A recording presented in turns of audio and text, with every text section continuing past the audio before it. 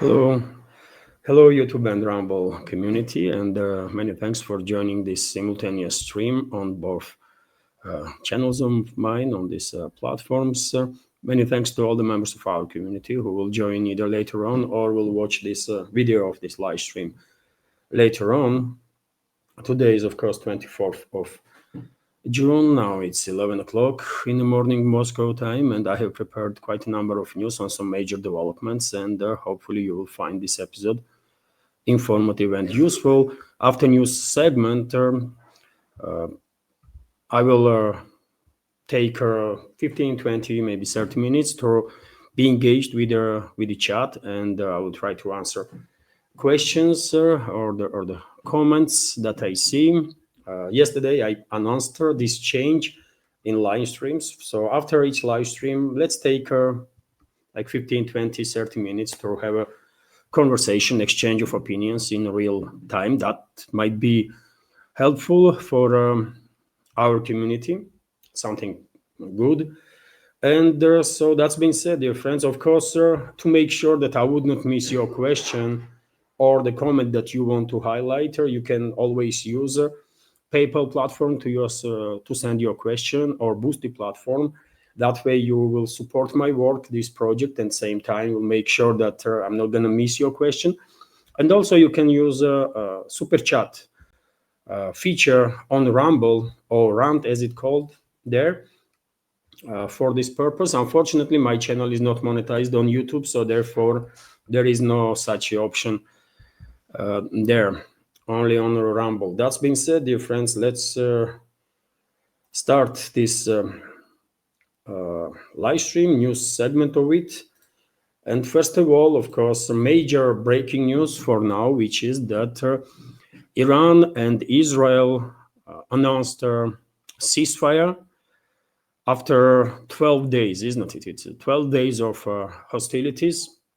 So I have this report from RIA Novosti that Iranian TV channel Press TV reported that ceasefire with Israel has come into effect after, several waves of Iranian missile launches towards Israel, military and logistical targets in Israel. And Israeli leadership also made a statement that ceasefire is in effect now.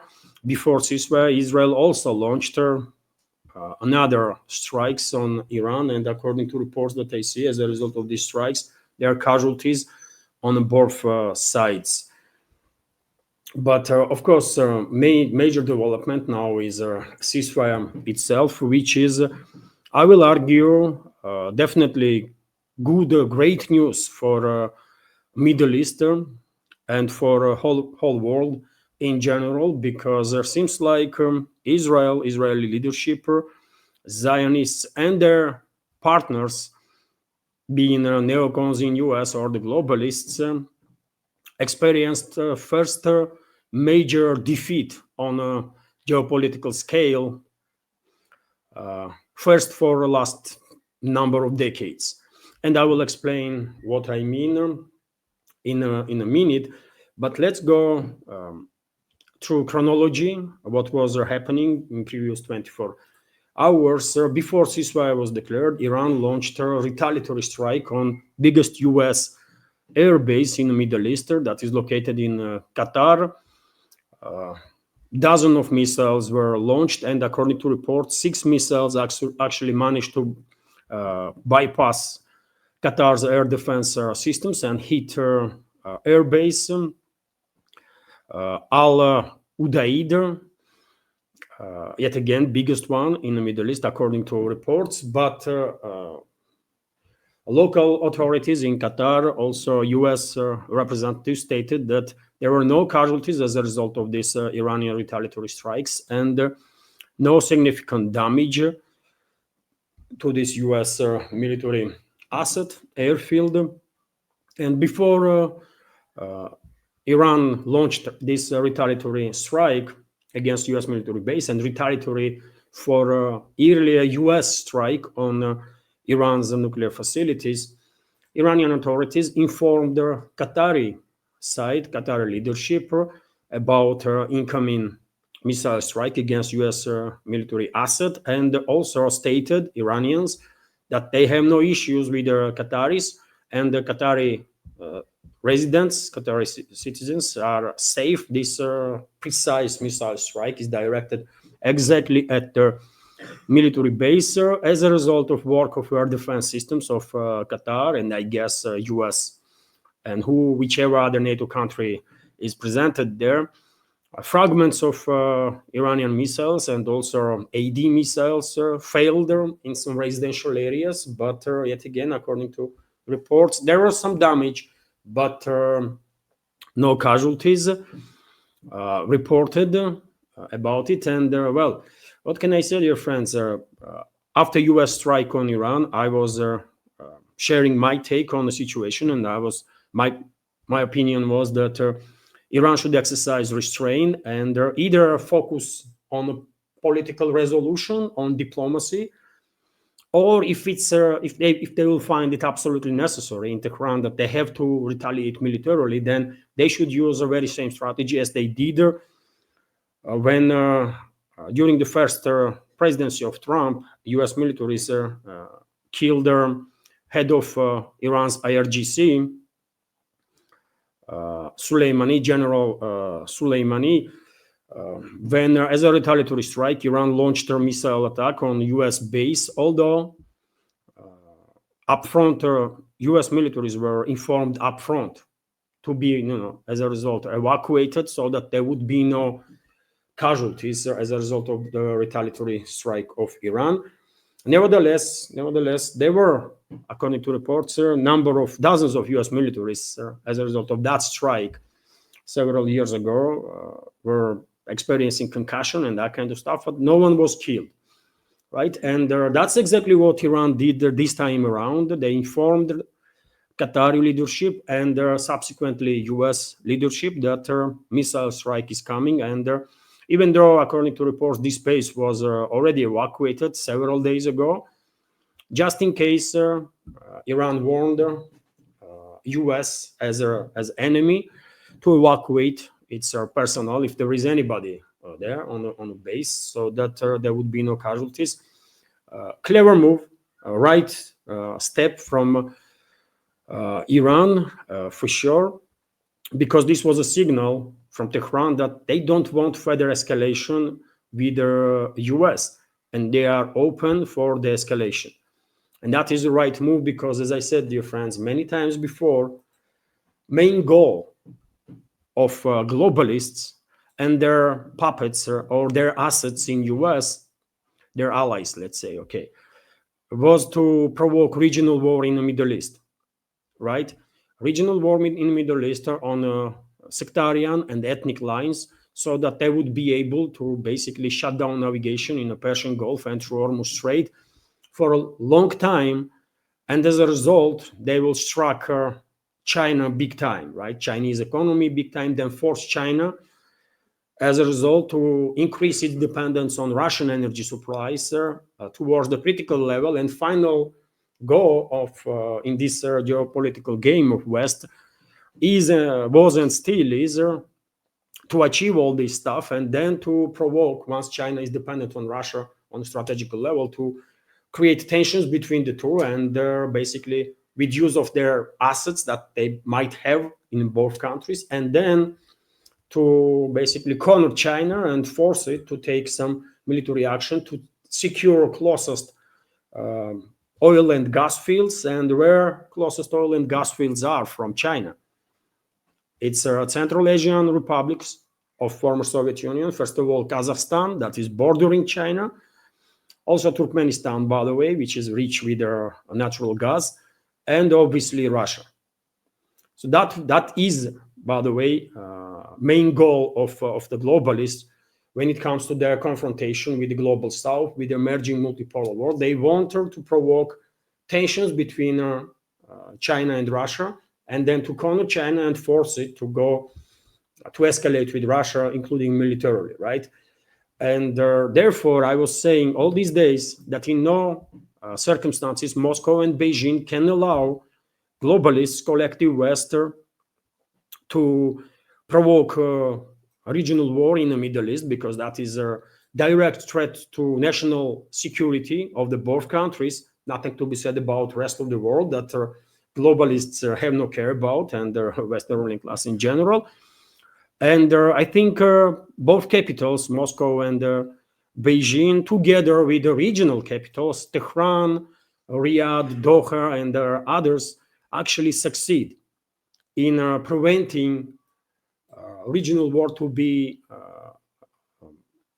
provoked in the Middle East, right? So that's why I'm saying that this is a good news for this ceasefire and de-escalation, potential de-escalation, is definitely good news for Middle East and for rest of the world. Although we should be cautious because maybe nothing has finished yet, and they're obviously globalists and their partners in the collective West going to continue their attempt to provoke regional war and to basically go ahead with whatever projects or plans they have in regards to weakening global South, or potentially even provoking war inside the global South and destroying main competitor that way, right? So big success, by the way, for humanity. This ceasefire is, even though I already can see on the internet critical statements towards Iran, why they agree on ceasefire, this was a weakness and so on. I don't think so, dear friends. We should think strategically, right? We cannot base our judgment solely on emotions. That's my take on that. And one should keep in mind, dear friends, that it's not necessarily Iran that showed some weakness. Iran did not show no weakness, actually, I will say. If you take everything in account, then Iran withstood this attack quite well. But a side that show weakness is actually Israel, in my opinion, because it was Israel that, according to even Western media outlets, for example, New York Times, was asking, by the way, Western leadership, US leadership, for example, a Wall Street Journal, for example, Wall Street Journal reported that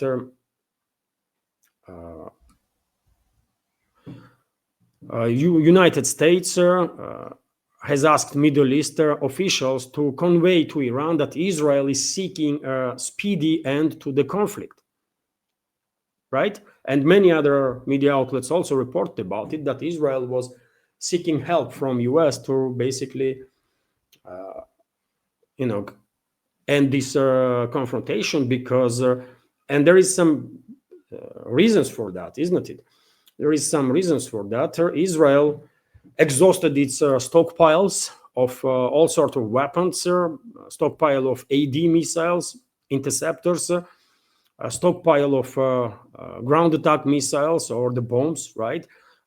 Military personnel of Israeli forces being, stuff of ADs, air defense systems, or the pilots, by the way, were also exhausted, right? And if this conflict continues for another month or so, let's say, I think whole world will see how weak and vulnerable Israel actually is when it comes to prolong the conflict. But same time, and one might say, if that is the case, then why should Iran not continue? Well, dear friends, Iran don't want no regional war, right? Iran don't want no wars with anybody whatsoever. And Iranian leadership was very clear on that. It was Israel's unprovoked attack on Iran, and then US's unprovoked attack on Iran that created all this tragedy, isn't it? And to avoid further escalation in the region, Iran made the right decision to focus on diplomacy, and they're going to succeed. They're going to succeed if their actions will be based on a rationale, right? Not on emotions, but rational thinking. But as I said, dear friends, this current ceasefire does not mean that Western ruling class is going to stop their attempts to provoke regional war in the Middle East, and they already are using whatever leverage they have and will continue to use this leverage over Gulf states, for example, Saudi Arabia, Qatar, Kuwait, Bahrain, UAE, to basically persuade them to launch an attack on Iran.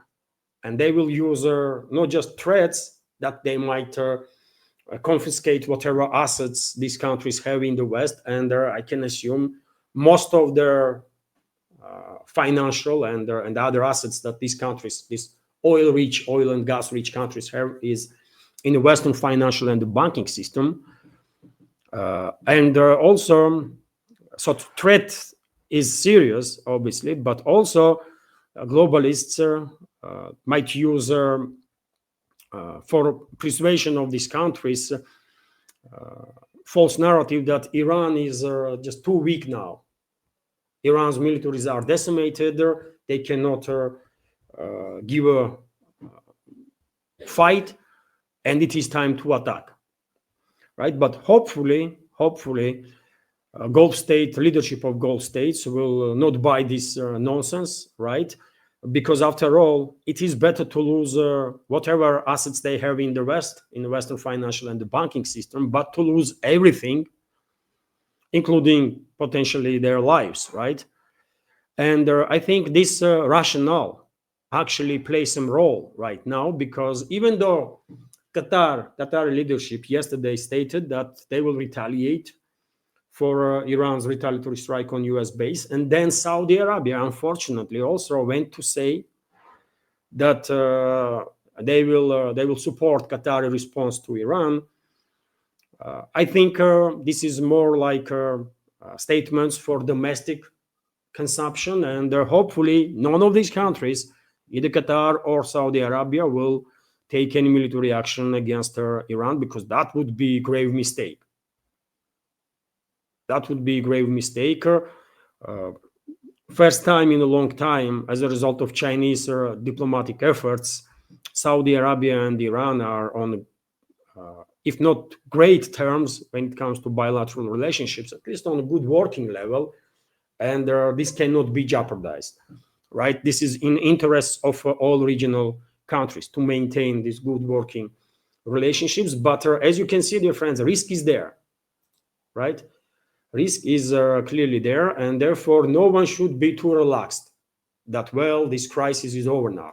No, nothing is over, but humanity has achieved some tactical success. While despite the attempts of the collective West, Israeli allies,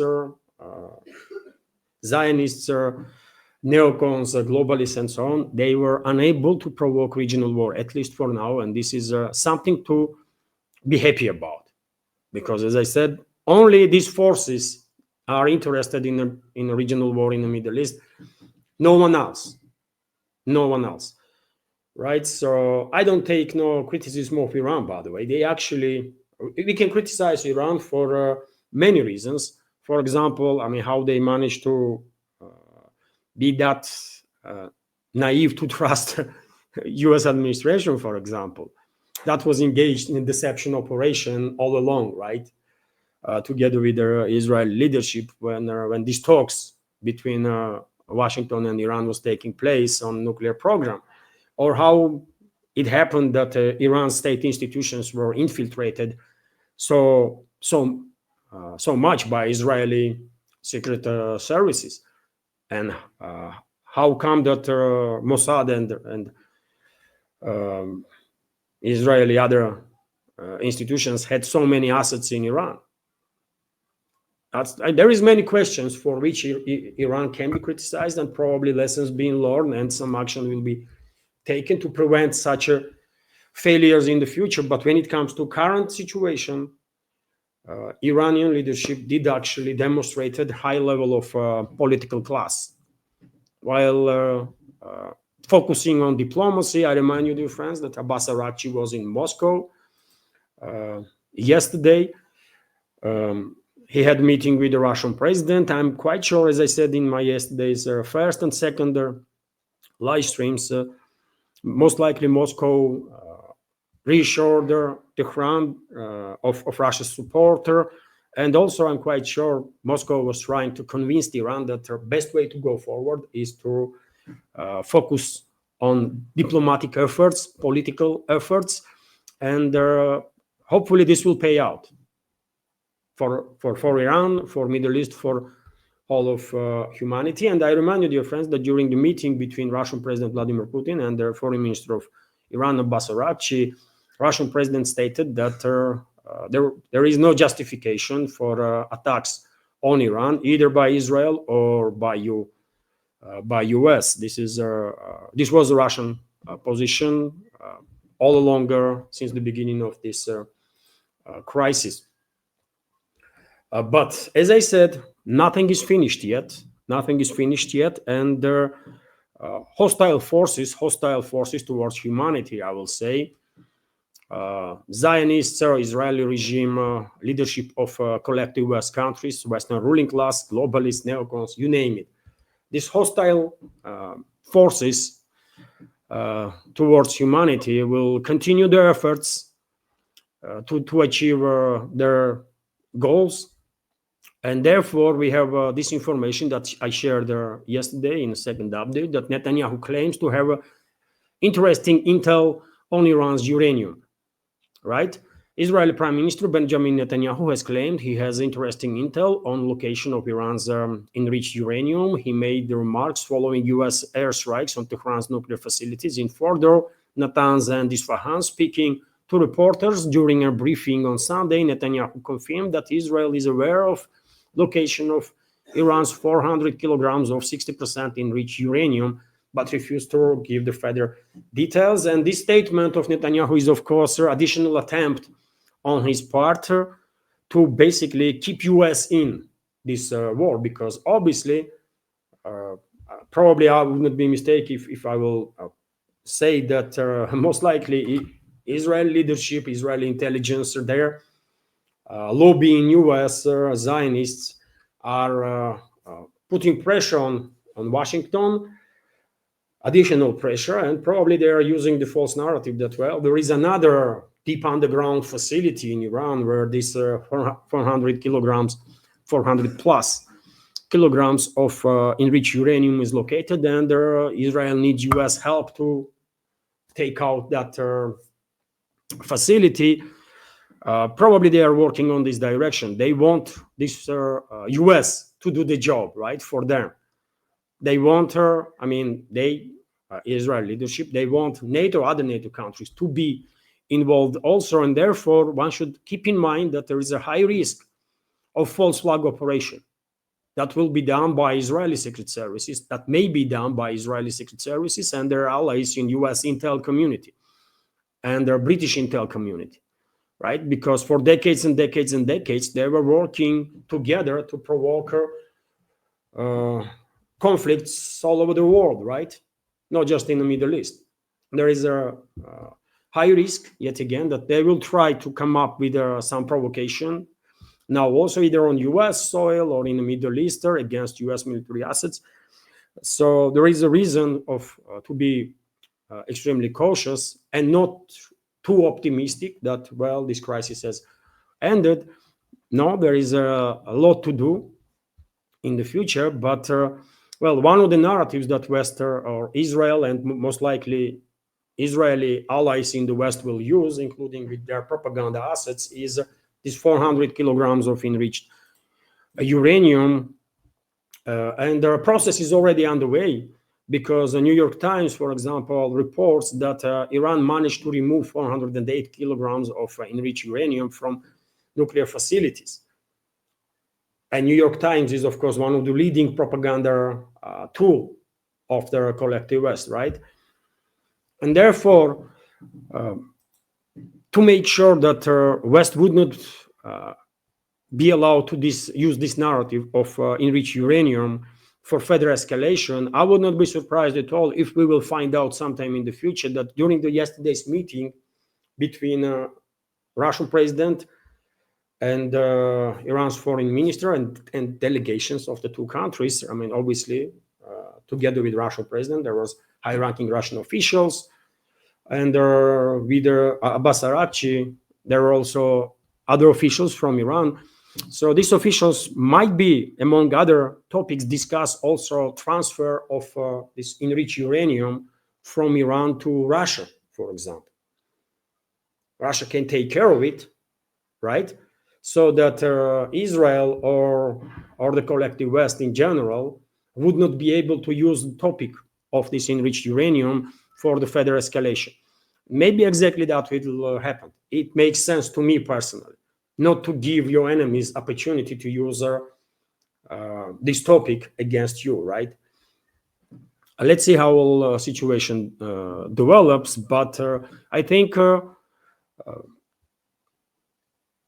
together with this topic, there are going to be talks about enriched uranium anyways, right, at some level. And I think it will make all the sense if international community, at least outside of the collective West, will also focus on Israel's nuclear program, because Iran, for example, demands Israel's nuclear facilities to be handed over to IAEA, and this is absolutely just demand, and I think Iran has to have support of rest of the world on that matter. Israel has not just civilian nuclear program, but Israel has a military nuclear program. Everyone knows that Israel has dozens of nuclear weapons, and it should not. Israel has to be demilitarized and denazified. I said it many times. Current Israel is a fascist state, and majority of Israel is based on all sorts of social studies that I'm aware of. Majority of Israelis are screwed when it comes to their ideology, right? And they clearly have to undergo some denazification programs, by the way, because otherwise I cannot understand how majority of Israelis could be in support of all that crimes against humanity that IDF committed in Gaza and continues to do so, and how majority of Israelis can be in support of blocking humanitarian aid to reach Gaza Strip. So they truly are screwed in their minds, right, in their mentality, and their only way go forward for these people is to, as German people went through denazification program after the Second World War, same has to be done with Israelis. They have to undergo the denazification program and feel the pain that they brought on their innocent people. And then if they will manage to find the courage in themselves, live with that guilt and through that guilt, and rise better generations for a future Israel that would not be fascist or the Nazi.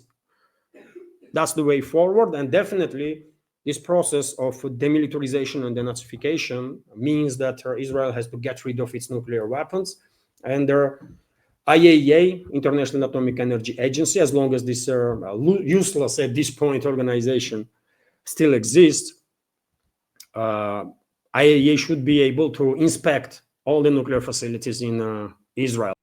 Hello everyone, I hope you find informative and useful this short clip from main news update, and if so, please click that like button and leave some commentary just about anything. It might help to deal with the algorithm and reach wider audience. And if you like my work in general and want to support to save this media project, you can assist through several ways.